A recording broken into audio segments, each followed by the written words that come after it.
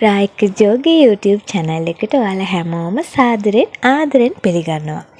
අද ගොඩාක් වහින දවසක්. ඒ වුණාට ඉස්කෝලේ යන්නේ නැතුව ඉන්න බෑනේ. ඔන්න උදේම තද වැස්සෙම අපි පාරට ආවා. ඉස්කෝලේට ආවහම ටිකක් තදට වැස්ස. ඉතින් අපේ පාසල තියෙන්නේ තරමක් විතර කැලයට යාබදව. ඒක නිසාමද මන්දා මිදුල් ඔක්කොම මඩ වෙලා. අපේ පාසල නම් ගොඩක් පුංචි. ඒ වුණාට හැම පන්තියකම වගේ දරුවෝ 40ක් ඉන්නවා. ඒ වගේම මේගොල්ලෝ හරිම ක්‍රියාශීලී.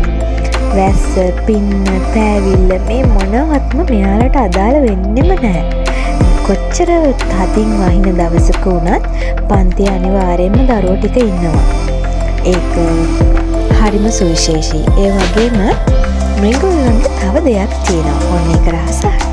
මේ පුංචි පැටවෝ හයියෙන් වහින දවසක් නම් තද වැස්සක් තියෙන දවසක නම් හරිම ආසයි සින්දු කියන්න, කතන්දර අහන්න, අන්න ඒ වගේ දේවල් වලට.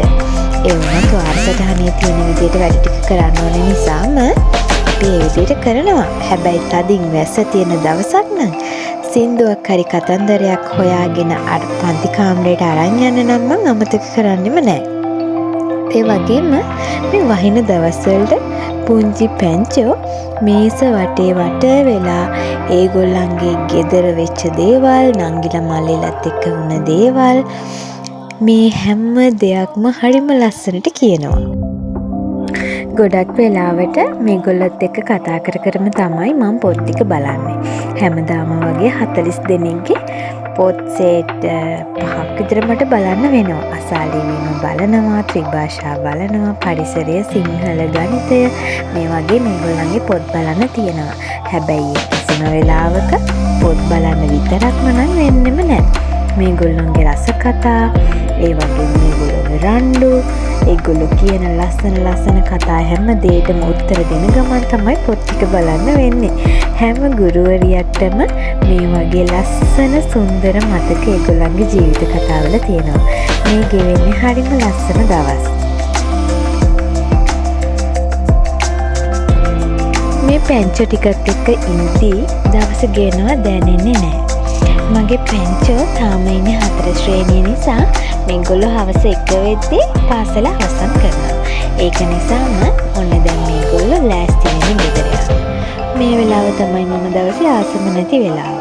පැංචෝ ටික ඔක්කොම ගියහම හරිම පාළුයි. අපි පන්ති කාමරේදී කරන තවත් සුවිශේෂී දෙයක් තමයි හෙට තියෙන පාඩම ගැන පුංචි ඉඟියක් දරුවන්ට දෙනවා.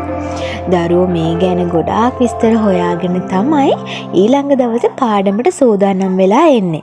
ඒක පන්ති කාමරේදී හරිම පහසුයි. ඔයත් කොහරි ඉස්කෝලේක උගන්වන ටීචර් කෙනෙක් නම් එහෙමත් නැත්නම් ඉගෙන ගන්න පුංචි පැංචෙක් නම් ඔන්න මේක කරලා බලන්නකෝ. හෙට තියෙන පාඩම ගැන අද චුට්ටක් හොයලා බලන්න. ඒ වෙද්දී පාඩම කරද්දී හරිම සතුටින් උද්‍යෝගයෙන් අහගෙන ඉන්නත් කියලා දෙන්නත් විස්තර කතා කරන්න පුළුවන්.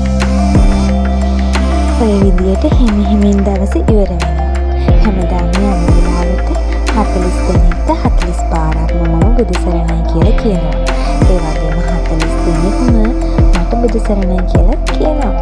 ඉතින් මම විදියට හිමින් දවස ඉවර වෙනවා. හරිම පාළුයි. පැංචෝ ඔක්කොම ගිහින්. එහෙමනම් හැමෝටම සුබ දවසක්.